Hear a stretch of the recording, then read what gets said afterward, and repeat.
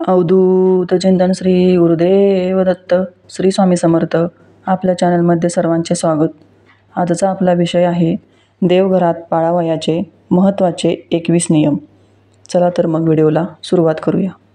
देवघरात पाळावयाचे 21 नियम महत्त्वाचे आहे ते आपल्याला माहीत असणे खूप आवश्यक आहे. आपण देवांची केलेली पूजा आणि सेवा यांचे फळ आपल्याला भेटत नाही, कारण आपल्याकडून नकळत देवघराबाबत किंवा देवांबाबत काही चुका घडत असतात.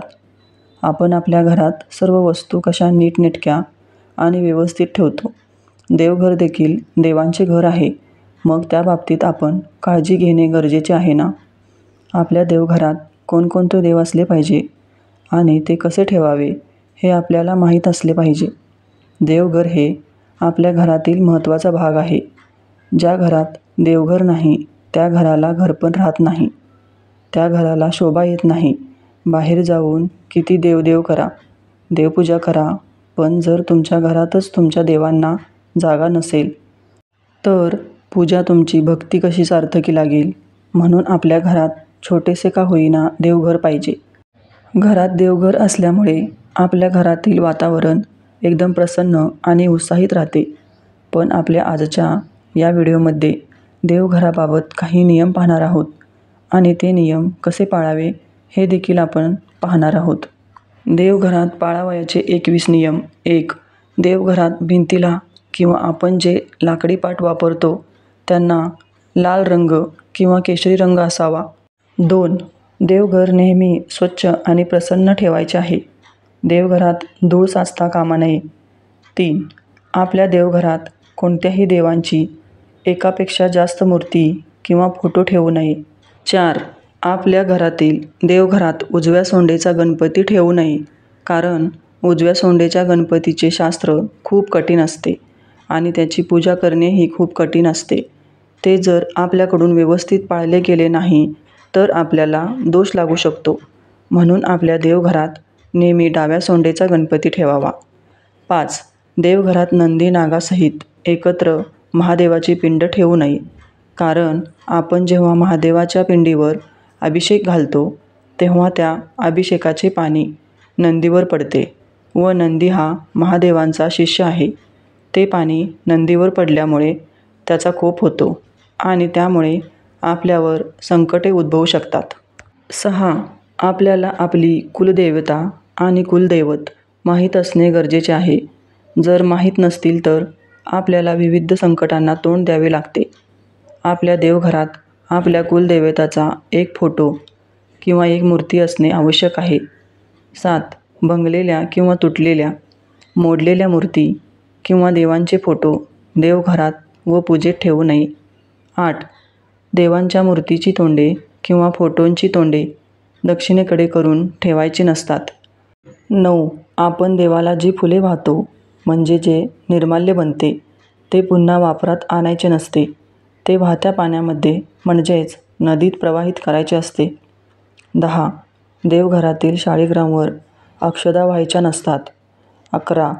ओले कपडे घालून म्हणजेच ओल्या वस्त्री देवपूजा करायची नसते. 12. देवांना एका हाताने कधीच नमस्कार करायचा नसतो. 13. आपण देवघरात जी समई लावतो व निरांजन लावतो त्यात तेल आणि तूप एकत्र घालू नये. तेलाचा दिवा वेगळा आणि तुपाचा दिवा वेगळा लावावा. 14. समईच्या ज्योतीवर निरांजन किंवा दुसरा कोणताही दिवा पेटवायचा नाही. 15. समईमध्ये 3 वाती लावायच्या नसतात. एक तर 3 वाती लावायच्या किंवा एकच वात लावावी तरी चालते. 16. देवांना नमस्कार करताना आपल्या डोक्यावरती टोपी काढून नमस्कार करावा. देवापुढे नतमस्तक व्हायचे असते. आपण त्यांना शरण गेलेलो असतो. 17. आपण देवघरात किंवा मंदिरात जी स्तोत्रे किंवा मंत्र म्हणतो ती मोठ्या आवाजात म्हणायची, परंतु जप करताना देवांचे नामस्मरण करत असतो, म्हणून ते शांततेत केलेले कधीही चांगलेच. 18.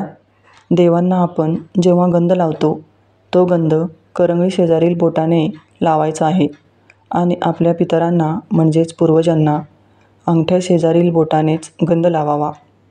स्वतःला मधल्या बोटाने गंध लावावा व इतरांना अंगठ्याने गंध लावावा. 19. नैवेद्याच्या पानात किंवा ताटात मीठ वाढू नये. त्याचप्रमाणे कांदा, लसूण, लिंबू देखील वाढू नये, कारण हे पदार्थ तामसी आहेत. तामसी पदार्थ देवांना चालत नाहीत. 20. मारुती हा ब्रह्मचारी आहे, त्यामुळे त्यांची मूर्ती देवघरात ठेवायची नसते.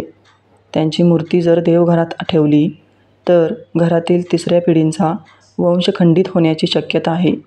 म्हणून मारुतीची मूर्ती देवघरात ठेवू नये. 21.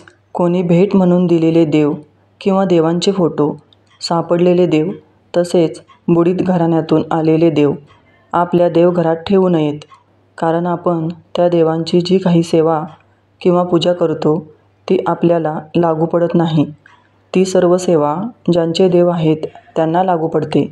देवघराच्या वर कोणत्याही प्रकारचे सामान ठेवू नये. तसेच देवघर विशिष्ट उंचीवर असावे, खाली नसावे. देवाला रोज दूध साखरेचा नैवेद्य दाखवावा. तसेच आपण जेवण्याआधी एक ताट देवासमोर मांडून त्याचाही रोज नैवेद्य दाखवावा. देवघराजवळ पितरांचे फोटो ठेवू नये. त्यांचे स्थान स्वतंत्र असावे. देवघरात लक्ष्मीची उभी मूर्ती नसावी, तर आसनस्थ मूर्ती असावी. अन्यथा लक्ष्मी आपल्या घरात थांबत नाही. त्यासोबतच अन्नपूर्णा मातेची मूर्ती आणि श्रीयंत्र असावे. मांसाहार करून देवपूजा करू नये किंवा देवी देवतांच्या फोटोला किंवा मूर्तीला हात लावू नये. तसेच उष्टा खरकट्या हातांनी देवी देवतांच्या फोटोला किंवा मूर्तीला हात लावू नये. देवघरात चमड्यापासून तयार केलेले वस्तू, चप्पल, बूट घेऊन जाऊ नये. अशा प्रकारे देवघरात पाळावयाचे महत्त्वाचे नियम आपल्या देवघराच्या बाबतीत पाळायचे आहेत. असे काही नियम पाळल्याने आपल्या देवघरात प्रसन्न वाटते आणि आपल्या घरात देखील शांतता राहते. आपल्या घरातील लोक नेहमी आनंदी राहतात. घरात नेहमी देवांचा आशीर्वाद राहतो. आपल्या घरात देवांचा वास असतो. देव आपल्या घरात वावरत असतात. त्यामुळे त्यांचे घर आपण नेहमी सुंदर आणि सुशोभित ठेवले पाहिजे. व्हिडिओ आवडल्यास लाईक, शेअर आणि सबस्क्राईब करा. धन्यवाद. श्री स्वामी समर्थ.